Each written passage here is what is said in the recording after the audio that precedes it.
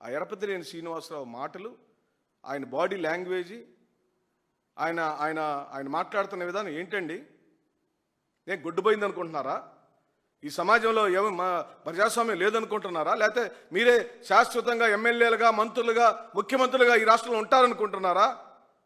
ఏమి లేదు. ఎరపతినేని శ్రీనివాసరావు గుర్తుపెట్టుకో, 700 రోజులు మాత్రమే.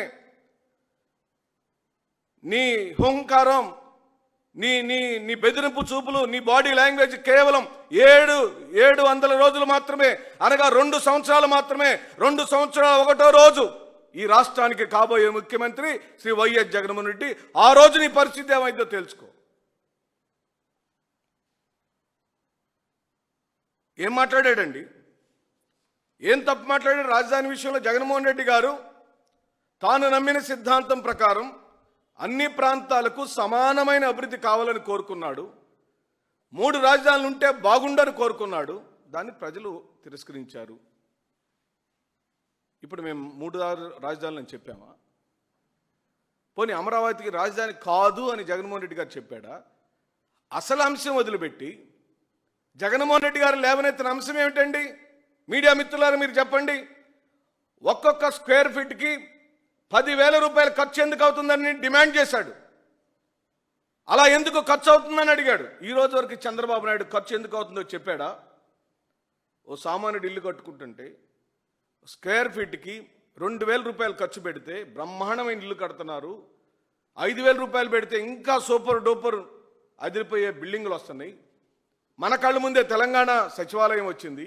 మన కళ్ళ ముందే ఢిల్లీలో పార్లమెంటు భవనం వచ్చింది. 500 కోట్లకే, 500 కోట్లతో తెలంగాణ భవనం వచ్చింది. 700 కోట్లతో ఢిల్లీ పార్లమెంటు ప్రాంగణం వచ్చింది. కానీ ఇక్కడ 5,000 కోట్ల రూపాయలు ఈ రోజు వరకు రాజధానిలో ఖర్చు పెడితే కనీసం హైవే మీద నుంచి నా రాజధానికి వెళ్ళడానికి రోడ్డు లేదండి ఈ రాష్ట్రంలో. ఆయన అంటున్నాడు కాలర్ ఎగరేసుకొని ఇదే నా రాజధాని చెప్పాలంటే. ఎందుకు, ఎలా చెప్పాలయ్యా? మేము ఏం చూపించి చెప్పాలి? ఖచ్చితంగా రాజధాని విషయంలో జగన్మోహన్ రెడ్డి గారు ఏ స్టాండు మార్చుకోలేదు. జగన్మోహన్ రెడ్డి గారు స్వాగతిస్తున్నాడు, రాజధానిగా ఇక్కడే ఉండాలని కోరుకుంటున్నాడు. కాబట్టి ఇల్లు ఇక్కడ కట్టుకున్నాడు. నీ ఇల్లు ఎక్కడ? నీ ఇల్లేది? కరకట్ట మీద ఉన్న ఇల్లు నీ ఇల్లు కాదు. ఎవరో ఒక రియల్ ఎస్టేట్ వ్యాపారి నీకు బహుమతిగా ఇచ్చాడని జగమెరిగిన సత్యమే. అలాంటి జగన్మోహన్ రెడ్డి గారు నీలాగా తక్కు డమార గోకర్ణ ఏమీ ఉండవు. ఆయన చెప్పదలుచుకున్న అంశాన్ని సూటిగా ప్రజలకు చెబుతూనే వచ్చాడు. అంతకుముందు ప్రెస్ మీట్లో గుంటూరు మంగళగిరి మధ్యలో ఉంటే బాగుండని చెప్పాడు. అది గుంటూరు మంగళగిరి అంటే గుంటూరు జిల్లా కాదండి. గుంటూరు మంగళగిరి అంటే విజయవాడకి దగ్గర కాదండి. గుంటూరు మంగళగిరి మధ్యలో ఉన్నవాళ్ళు ప్రజలు కాదండి. నువ్వు కడుతున్నావు, దానికి అయ్యే ఖర్చు మీద మా అభ్యంతరం చెప్పాం, ఇప్పటికీ చెబుతున్నాం. నువ్వు ఒక్కొక్క స్క్వేర్ ఫీట్కి ఖర్చు పెడుతున్న ధర గురించి మాట్లాడాడు. దానికి సమాధానం చెప్పు. ఎన్ని రోజుల్లో నువ్వు రాజధాని కడతావు చెప్పు. ఆ రాజధానికి అయ్యే ఖర్చు ఎంతో చెప్పు. మమ్మల్ని కన్విన్స్ అయ్యి. ఈ రోజు వరకు ఒక్క శాశ్వత భవనం లేదు మన రాష్ట్రంలో. దాన్ని చూసి మేము గర్వపడాలా? ఏమని చూసి గర్వపడాలి? అసలు 10 సంవత్సరాలు ఉమ్మడి రాజధానికి ఉన్న హైదరాబాద్ని వదిలిపెట్టి నువ్వు గుడారాల్లో, బస్సుల్లో ఎందుకు కాపురం పెట్టావు? చంద్రబాబు నాయుడు నువ్వు సమాధానం చెప్పాలి. 10 సంవత్సరాలు ఉమ్మడి రాజధానిగా హైదరాబాద్ ఉంటే 2014 నుంచి 2024 సంవత్సరం వరకు ఆంధ్రప్రదేశ్ రాజధాని చట్ట ప్రకారం, బైఫర్కేషన్ యాక్ట్ ప్రకారం హైదరాబాద్ అవునా కాదా? ఆ హైదరాబాద్ వదిలిపెట్టి నువ్వు 2015 సంవత్సరంలోనే వచ్చి బస్సులో కాపురం ఎందుకు పెట్టావు? నువ్వు సమాధానం చెప్పు. ఎందుకు నువ్వు కేసీఆర్ కాళ్ళు పట్టుకొని బతిలాడుకున్నావు? ఓటుకు నోటు కేసులు నువ్వు అడ్డంగా దొరికి కేసీఆర్ అరెస్ట్ చేస్తాడేమన్న భయానికి హైదరాబాద్ వదిలిపెట్టి మూటెమ్మల్లో సర్దుకొని వచ్చి బస్సులో కాపురం పెట్టిన నువ్వు ఈ రోజున రాజధాని గురించి మాట్లాడుతున్నావు. ఏం సాధించావు ఈ రాజధానికి?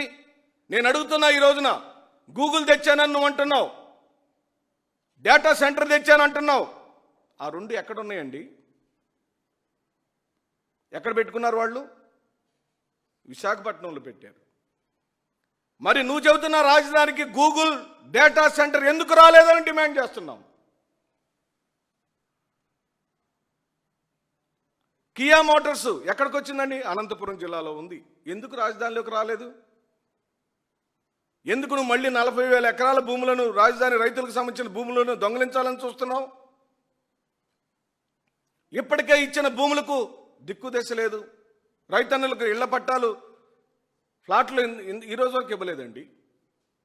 పట్టించుకున్న నాదుడు లేదండి. గగ్గోలు పెడుతున్నారు రైతులు. రాజధాని రైతుల గోడు ఈ ప్రపంచంలో దేవుడే వినాలి. వాళ్ళని మాయ మాయ మాయ మాటలు చెప్పి రెచ్చగొట్టి కులాల ఫీలింగ్ని తీసుకొచ్చి కులాల సమీకరణలతో వాళ్ళని రెచ్చగొట్టి జగన్మోహన్ రెడ్డి గారు అన్నని మాటలన్నిటినీ సృష్టించి ఈ రోజున రాజధాని విషయంలో మోసం చేస్తుంది ఎవరు? చంద్రబాబు నాయుడు. నువ్వు కాదని అడుగుతున్నావు. భోగాపురం ఎయిర్పోర్ట్ గురించి చెప్పారు ఆయన. ఖచ్చితంగా నువ్వు క్రెడిట్ చోరీ చేస్తున్నావా లేదా? ఈ రాష్ట్రంలో భోగాపురం ఎయిర్పోర్ట్ అంటే జగన్మోహన్ రెడ్డి గారు, జగన్మోహన్ రెడ్డి గారు అంటే భోగాపురం ఎయిర్పోర్ట్ కాదనేది ఏమైనా ఉందా? దాన్ని నేనే తెచ్చాను, నేను స్థాపించాను, నేను కట్టాను అంటున్నావు. అంటే 2019 నుంచి 24 మధ్య కాలంలో కూడా చంద్రబాబు నాయుడు కట్టాడా? 2019, 24 మధ్య కాలంలో ప్రభుత్వం నుంచి భోగాపురం ఎయిర్పోర్టుకు సంబంధించిన ఖర్చుల వివరాలు ప్రకటించండి. నీ దగ్గర అధికారం ఉంది. 2014 నుంచి 19 కాలంలో చంద్రబాబు నాయుడు హయాంలో భోగాపురం ఎయిర్పోర్టు నిర్మాణానికి అయిన ఖర్చు ఏమిటో వివరాలు చెప్పండి.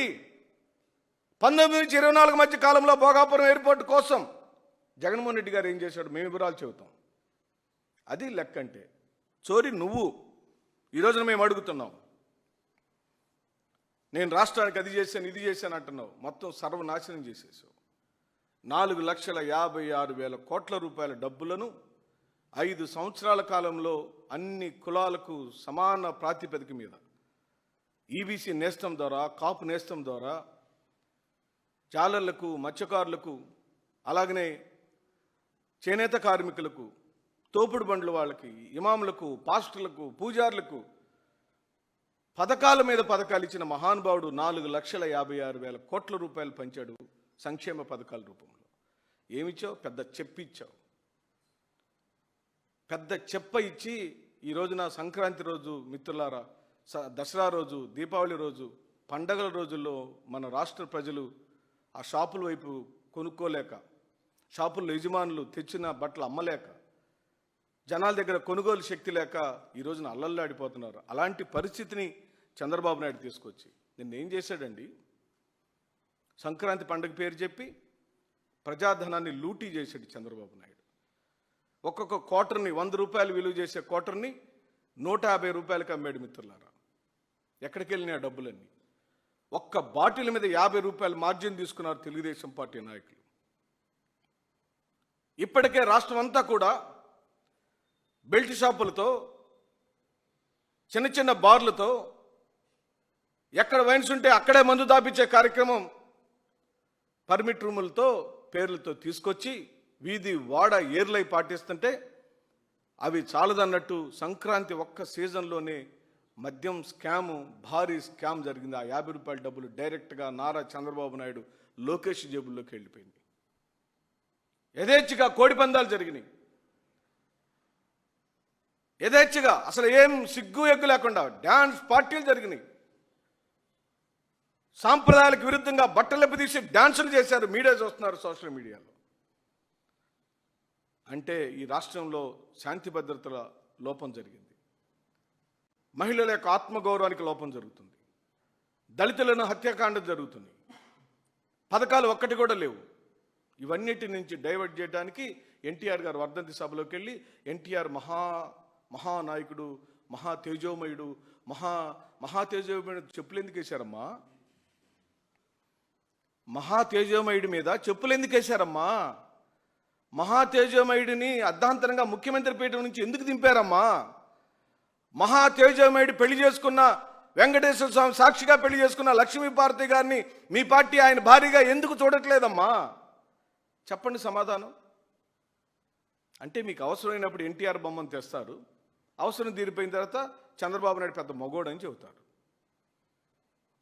చంద్రబాబు నాయుడు, నీకు సిగ్గు రాదు, నువ్వు మారవు, ఈ రాష్ట్రాన్ని సర్వనాశనం చేసేసావు, లక్షల కొద్ది అప్పులు, ఎవరో పెద్ద మనిషి నేను చెబుతున్నారు నాకు, నువ్వు పరిపాలించి దిగిపోయే రోజుకి ఒక్కొక్కరి తలల మీద కనీసం 10 లక్షల అప్పు ఉండబోతుందట. 10 లక్షల అప్పు ఒక్కో తల మీద.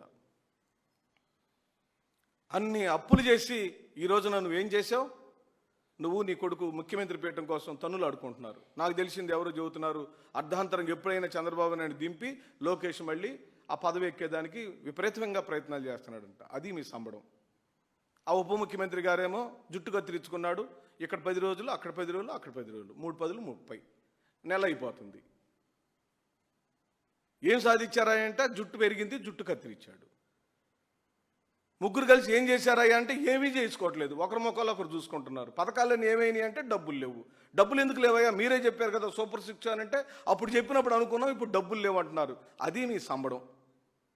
సిగ్గు లేకుండా ప్రజల దానాన్ని ఇంకా పథకాలు ఇవ్వకుండా నిన్న కోడి పందాల పేరుతో, డ్యాన్స్ పార్టీల పేరుతో ఒక్కొక్క ఎంట్రీ ఫీజు ఒక ప్రాంగణంలోకి ఎంటర్ అవ్వాలంటే ₹1,00,000 కట్టాలంట. 1,00,000 రూపాయలు. అది రాష్ట్రంలో జరుగుతున్న ఘోరం. మమ్మల్ని డ్రగ్స్ అంటావా? వైఎస్ఆర్ కాంగ్రెస్ పార్టీ నాయకులందరి మీద నువ్వు వేసిన బ్రాండ్ ఏంటండి? వైఎస్ఆర్ కాంగ్రెస్ పార్టీ అంటే డ్రగ్గులు తీసుకునేవాళ్ళు, డ్రగ్స్ తీసుకునేవాళ్ళు, గంజాయి తాగేవాళ్ళు. నువ్వేం తాగుతున్నావయ్యా? నువ్వు నీ పార్టీ భాగవతం ఏంది? నిన్న హైదరాబాద్లో దొరికిన ఆదినారాయణ రెడ్డి కొడుకు, నిన్నటిదాకా ఆదినారాయణ రెడ్డి ఏ పార్టీ, ఇప్పుడు ఆదినారాయణ రెడ్డి ఏ పార్టీ? ఆదినారాయణ రెడ్డి కొడుకు డైరెక్ట్గా తెలంగాణలో హైదరాబాద్లో డ్రగ్స్ తీసుకుంటూ పోలీసులకు పట్టుబట్టాడా లేదా? నీది సిగ్గులేని పొత్తు, నీది సిగ్గులేని పార్టీ, నీది డ్రగ్స్ పార్టీ, నీదే గంజాయి పార్టీ. విశాఖపట్నంలో డ్రగ్స్ దొరికినాయి కదా, ఆ డ్రగ్స్కు సంబంధించిన నేరస్తులు ఎవరు? ఏ పార్టీకి సంబంధించిన వాళ్ళు చెప్పండి లెక్క. ఎవరి హయాంలో ఎన్ని హత్యలు జరిగినా తీండి లెక్క. అవన్నీ వదిలిపెట్టి పదే పదే జగన్మోహన్ రెడ్డి గారి యొక్క స్థాయిని దింపటం కోసం, జగన్మోహన్ రెడ్డి గారిని ఒక చెడ్డ వ్యక్తిగా చిత్రీకరించడం కోసం ఆయన తోకపత్రికలు అన్ని విశ్వ ప్రయత్నాలు చేస్తాయి. చంద్రబాబు నాయుడు, నీకు మళ్ళీ చెబుతున్నాం, ఎప్పుడు ఎన్నికలు వచ్చినా ఈ రాష్ట్రానికి కాబోయే ముఖ్యమంత్రి స్వర్గీయ రాజశేఖర రెడ్డి గారి కుమారుడు వైఎస్ జగన్మోహన్ రెడ్డి. మీరు రాసి పెట్టుకోండి. దీనిలో ఏమి డోకాలేదు. నీకు కేవలం 700 రోజులే ఉన్నాయి. ఈ 700 రోజులలో నువ్వు మేలు కలిగితే మేలు చేయి, లేకపోతే చేత కాకుండా ఉంటే చేతులు కట్టుకొని ఉండండి. కానీ మమ్మల్ని నిందించు, నోరు పారేసుకొని నువ్వు నీ వయసుకు తగ్గట్టుగా మాట్లాడమని, ఒకటి మాట అంటే నిన్ను 10 మాటలు అనగలుగుతామని చెబుతూ మమ్మల్ని డ్రగ్స్ వాళ్ళు అన్నావు, గంజాయి బ్యాచ్ అంటున్నావు, పిన్నమ్మ తాళిబొట్లు దించేసామంటున్నావు. నీ సంగతి ఏందో నువ్వు చెప్పమని, నీ తమ్ముడు మరణానికి కారకుడెవడో, నీ ఇంట్లో జరిగి మీ అక్కల చెల్లెళ్ళు ఎక్కడ ఉన్నారో, వాళ్ళ కాపురాలు ఏంటో, వాళ్ళకి సంబంధించిన వివరాలన్నీ కూడా నువ్వు ప్రజలకు చెప్పాలా. ఈ రోజు వరకు మీ కుటుంబం ఎవరు మాకు తెలియదు. మా కుటుంబం అంటే మీరు ఎన్టీఆర్ కుటుంబం చూపిస్తారు. ఎన్టీఆర్ కుటుంబం ఎవరైనా రాజకీయాల్లో ఉన్నారంటే ఒక్కరు రాజకీయాల్లో ఉంటారు. ఇదేమి విచిత్రం అయ్యా బాబు. నారా చంద్రబాబు నాయుడు గారి కుటుంబం అంటే అందరూ కనపడాలి కదా. చంద్రబాబు నాయుడు గారు తమ్ముడు కనపడాలి, తమ్ముడు పిల్లలు కనపడాలి, చెల్లెళ్ళు కనపడాలి, అక్కలు కనపడాలి, మామయ్యలు కనపడాలి కదా. వాళ్ళని చూపించకుండా చంద్రబాబు నాయుడు గారి కుటుంబం అనంలోనే ఎన్టీఆర్కి పుట్టిన కొడుకులు, ఎన్టీఆర్కి పుట్టిన కూతుళ్ళు కనపడతారేంటి? ఓకే, మంచిది, మీరందరూ ఒక కుటుంబం. మరి ఆ కుటుంబ సభ్యులు ఎవడు నీ తెలుగుదేశం పార్టీలో లేరేంది? నువ్వు మాకు నీతులు బోధిస్తావు. నువ్వు ఒక పెద్ద మహానాయకుడివి. నువ్వు మాటలు చెబుతుంటే మేము వినాలా? నువ్వు ఓ సైతాను మాటలు నేను సభలో మాట్లాడేవని చెబుతూ, దెయ్యాలు వేదాలు వల్లిచ్చినట్టుగా ఉన్నాయని చెబుతూ